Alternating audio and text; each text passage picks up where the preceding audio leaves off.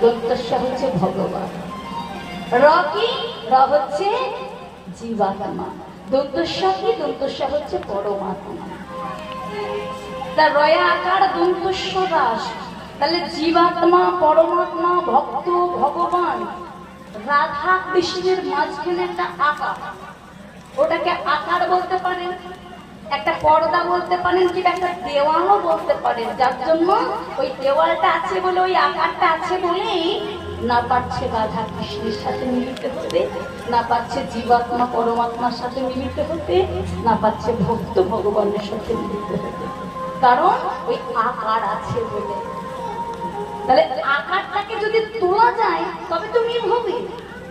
র আর দন্তস্ব, আকারটাকে যদি তুলে দেওয়া হয় কি হয়, র আকার দন্তস্ব আকার তুলে দিলে কি হয়, রস। তাহলে আকারটা কিসের আকার গো? যার জন্য আমাদের রাধা কৃষ্ণকে মিলতে দিচ্ছে না, ভক্ত ভগবানকে মিলতে দিচ্ছে না, হ্যাঁ, জীবাত্মা পরমাত্মাকে মিলতে দিচ্ছে না। আকারটা কিসের আকার?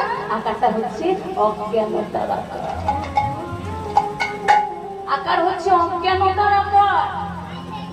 ওই অজ্ঞানতার আকারটাকে কেউ যদি তুলতে পারে তবেই আজকে তারা আস্বাদন করবে রসলীলা। আজকে যে লীলা, ওটা রাসলীলা না বাবা, রসের লীলা। তাই আকার যদি তুলতে পারে অজ্ঞানতার আকার, তারাই আস্বাদন করবে রস। তাহলে কথা হচ্ছে এটা, আকারটা তুলবে এটাকে, রাসের আকারটা তুলবে কে? অজ্ঞানতার আকার কে তুলবে? ওই যে অজ্ঞানতার আকার একজনাই তুলতে পারে, সে হচ্ছে সৎগুরু। গুরু ছাড়া আমাদের অজ্ঞানতার আকার কেউ তুলতে পারবে না বাবা। ওই জন্য বলে না গুরু প্রণাম মন্ত্র, অজ্ঞানতিমিরন্ধস্য জ্ঞানাঞ্জন শলাকয়া চক্ষুরুন্মিলিতং येन তস্मै শ্রী গুরবে নমঃ। অজ্ঞানতার আকারটাকে তুলতে হবে। তবে গুরু করুন যেচে, আর কাপড় করুন কেচে। গুরুদেব এমনই গুরু করুন বাবা, এগুলো বলার কথা না, তবু বলে দিই।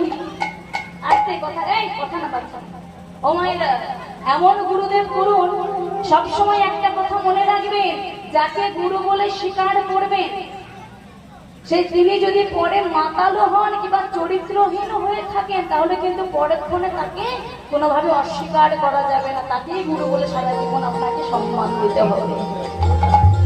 ওই জন্য বলছে গুরুদেব একটু যেচে করবেন, কারণ এখনকার দিনে গুরুদেবের তো অভাব নেই বাবা। পথে ঘাটে গুরুদেব ঘুরে বেড়াচ্ছে, একটু জেনে শুনে গুরুদেব গুরু গঠন করবেন, ওই বলবো। তা বলছে একমাত্র সৎ গুরুই পারে আমাদের অজ্ঞানতার আকার দূর করতে।